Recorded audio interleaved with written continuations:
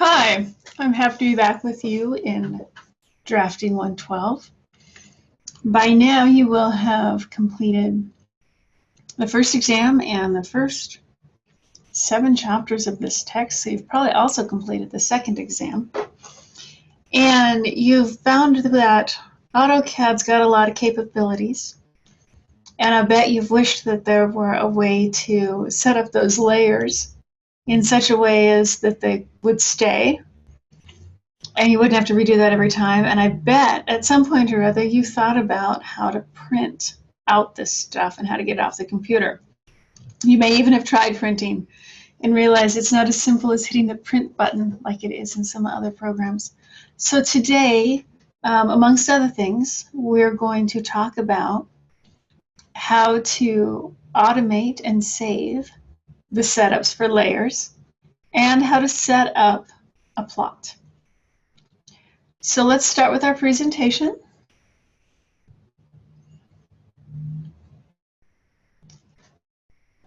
So we're in Chapter 8, and we're going to talk about plot styles in AutoCAD. Now, plot is just another word for print,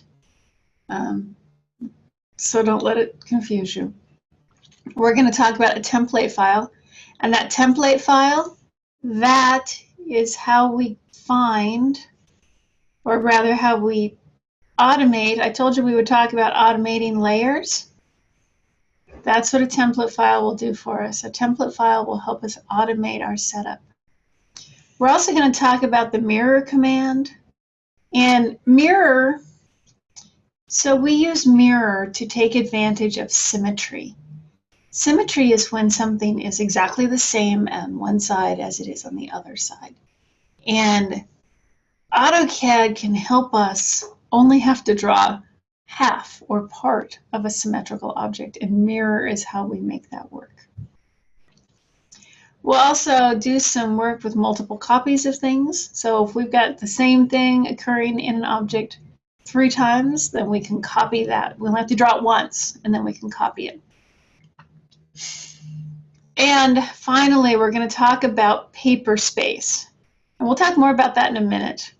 But what it amounts to is, so far, we talk about different tasks in terms of space in AutoCAD. So up until now, we've worked pretty much exclusively in model space. Model space is where we actually draw the object.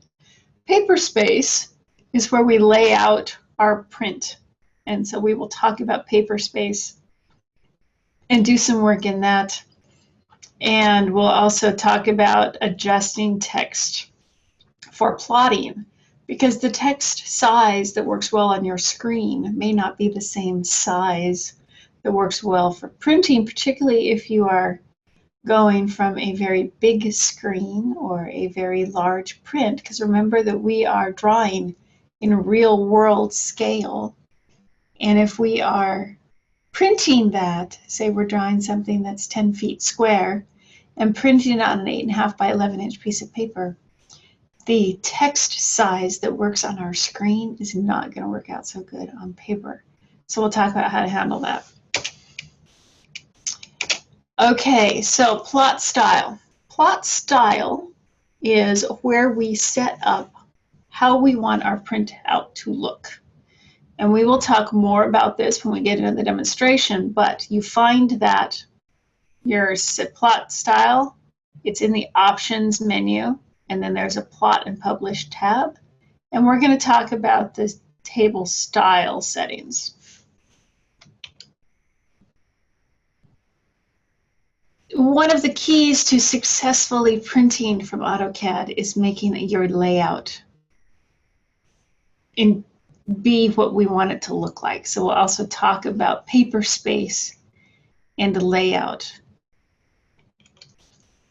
And up into this, so templates. Templates are files that we open at the very beginning when we are opening up our file, when we're first starting up AutoCAD. Normally we've been clicking on this start from scratch. Once we use the wizard and we have opened files, what we have not done before is used a template. Templates are the files that contain things like layer information and plot style information. These are different than drawing standards. Drawing standards are agreed upon sets of formats like we've talked about before.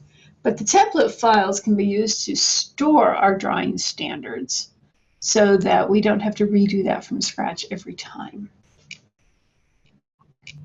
We will talk about this.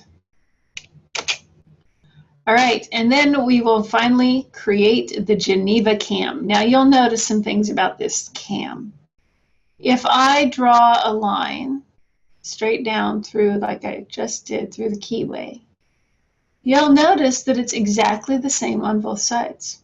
This is a symmetrical design.